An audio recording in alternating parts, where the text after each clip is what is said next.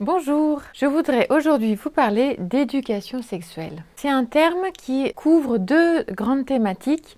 Une qu'on connaît très bien, c'est l'éducation sexuelle des enfants. Et généralement, quand on tape éducation sexuelle sur Internet, on a beaucoup de sujets propres aux enfants. C'est une information délivrée aux enfants sur tout ce qui a trait à la sexualité. L'éducation sexuelle recouvre aussi l'information que nous pouvons délivrer aux adultes et qui parfois en ont autant besoin que les enfants parce qu'eux-mêmes n'ont pas été éduqués dans ce domaine.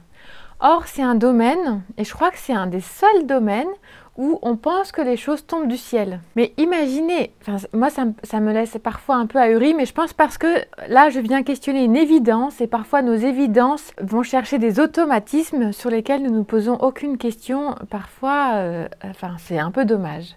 Pourquoi? Parce que toutes les activités, même celles qui mettent en jeu notre corps, sollicitent un apprentissage. Et nous avons bien ça en tête. Nous savons très bien que mettre un enfant dans l'eau sans lui apprendre à nager, c'est le mettre en difficulté. Alors, très certainement qu'à force d'être en difficulté, à force de se débrouiller dans l'eau, etc., il va finir par arriver à nager. Mais nous savons aussi bien qu'en lui donnant quelques cours de natation, il va s'en sortir plus vite, plus facilement, peut-être avec moins de peine, moins de souffrance, plus d'élan, etc. Donc pour toutes nos activités, vous n'avez jamais, je pense pas que vous ayez imaginé vous présenter à un poste sans aucun diplôme, sans aucune connaissance, sans aucune compétence. Or tout ça, ça s'acquiert avec de l'expérience, mais avec de la connaissance aussi. Il me semble que cette histoire d'éducation sexuelle, il y a tout un pan aussi qui est à envisager pour les adultes, pour ce qui est de l'ordre de l'information sexuelle, et qui me paraît vraiment important. Alors pourquoi c'est un sujet si important? Eh bien, je crois que le savoir nous libère. C'est peut-être pour ça aussi que Napoléon a inventé l'école pour les enfants, peut-être aussi pour leur permettre de savoir davantage de choses sur le monde et donc leur donner plus de possibilités, plus de puissance aussi, parce que quand nous ne savons pas, eh bien, nous sommes la proie de nos peurs, nous sommes la proie des amalgames, des croyances. Dans un collège, j'ai lu qu'on a commencé à donner des cours d'éducation sexuelle pour limiter la violence. Si j'ai la croyance qu'une fille qui a ses règles, ça veut dire elle n'est plus vierge, qu'elle a déjà eu des relations sexuelles, et que je fais l'amalgame avec relations sexuelles, c'est une pute et donc on peut la considérer comme telle, voyez, eh bien ça peut générer beaucoup de violence et surtout un vrai manque de respect. Et ça, c'est juste de la méconnaissance de ce que sont les femmes, de ce que sont les jeunes filles. Voilà. Donc, la connaissance vraiment va nous libérer dans tous ces termes. C'est aussi parce que je découvre des choses sur le pays qui est voisin ou le pays qui est plus lointain, que du coup je découvre des choses sur la culture, que assez vite la xénophobie s'en va parce que j'ai moins peur de l'autre, je commence à le connaître. C'est la même chose pour moi. Quand je me connais, eh bien, j'ai moins peur d'être en difficulté, je me sens moins démunie, je vis moins d'impuissance puisque je connais mon fonctionnement, je connais le fonctionnement de l'autre et je sais réagir en fonction des situations qui se présentent. Donc je crois vraiment que le savoir nous libère, que ça vise à faire de nous des hommes et des femmes libres. J'avais fait une promotion pour une des formations en ligne que j'anime qui s'appelle Être femme, les clés de la sexualité féminine. J'avais fait une promotion pour le jour des droits de la femme. Pourquoi ce jour-là? Parce que je suis convaincue que pour les femmes notamment, mais c'est pareil pour les hommes et c'est pareil pour tout individu, savoir davantage qui elle est, comment elle fonctionne, comment fonctionne son corps, comment est-ce qu'elle peut l'habiter d'une manière sexuée, comment est-ce qu'elle va trouver son désir, son plaisir, etc. Ça va viser à la libérer, ça va lui permettre déjà d'être plus heureuse parce que plus libre. Et je crois vraiment que cette connaissance nous libère, elle libère nos enfants, mais elle nous libère aussi adultes. Et c'est pour ça que c'est un sujet fondamental. C'est un sujet fondamental pour vos enfants, mais c'est un sujet fondamental pour vous d'abord. Et pourquoi est-ce qu'il est si fondamental? Aussi pour vous, c'est parce que pour en parler à nos enfants, il s'agit d'être un minimum au courant. À mon avis, une des premières choses qui rend le sujet si difficile, c'est que je ne sais pas en parler parce que je ne sais pas je ne sais pas trop quoi dire. L'éducation sexuelle, c'est pas juste apprendre à mon fils qu'il faut mettre des préservatifs et à ma fille comment on met un tampon et qu'il faut effectivement prendre la pilule, etc. etc. Enfin, viser des choses où on va se protéger. L'éducation sexuelle, c'est pas juste un cours de protection sexuelle. D'ailleurs, ça laisse entendre beaucoup de choses. Si on parle que de protection, on va en parler en termes de danger, on va véhiculer des peurs, etc. C'est pas ça l'éducation sexuelle. Mais souvent, ce qui fait que nous avons du mal à en parler, c'est parce que nous-mêmes, nous ne savons pas comment nous sommes faits et nous ne savons pas quoi dire. Parler des règles à sa fille, par exemple, c'est lui permettre d'envisager tout ce qui se passe dans son cycle féminin. Qu'elle a une période où elle va se sentir, elle va avoir une montée d'hormones, quelles sont ses hormones, etc., qu'elle va se sentir dans une certaine puissance, dans un rayonnement, qu'après elle va atteindre l'apogée de ce rayonnement-là, qu'elle va peut-être sentir du désir, qu'elle va peut-être regarder les garçons autour d'elle autrement, etc., et puis qu'après elle a une période où elle préfère plutôt revenir à quelque chose de plus centré sur elle, aussi de plus cocooning au moment où elle va justement avoir ses règles, que c'est un moment où le moment des menstrues, où vraiment il s'agit de se reposer, de prendre soin de soi, etc.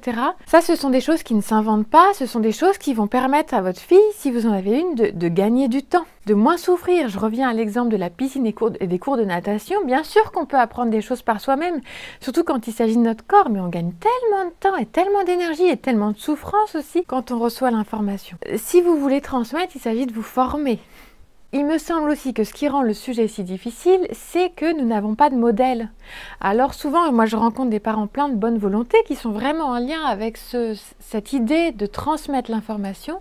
Mais comment je vais la transmettre? À quel moment est-ce qu'il faut la transmettre? Et sur Internet, on voit beaucoup de choses.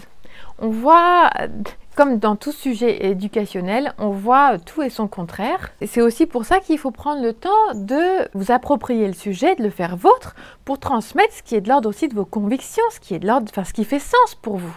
Et si j'ai pas de modèle, il s'agit de les trouver. Et donc pour ça, il s'agit d'investir le sujet, d'aller rencontrer ou d'aller voir sur Internet des personnes qui en parlent avec des mots qui font écho pour vous, qui vont vous donner un peu des exemples d'une manière de parler de sexualité que vous pourriez reprendre à votre compte. C'est un sujet difficile aussi parce que vous les premiers, vous subissez, nous sommes tous dans un monde qui est saturé d'images. Or, ces images, si elles ne sont pas accompagnées de mots, elles sont difficiles à assumer, elles sont difficiles à comprendre, elles sont difficiles à appréhender, elles peuvent être parfois assez violentes. C'est pour ça que le sujet est tellement fondamental, c'est qu'il s'agit de pouvoir poser des mots sur ces réalités, sur notre sexualité, sur cette vie qui est tellement, sur tout ce qui se joue à ce niveau-là et qui est tellement important. Il me semble aussi que c'est un sujet difficile parce que, comme tout sujet éducationnel, alors plus ou moins en fonction des sujets, bien sûr, des thèmes, mais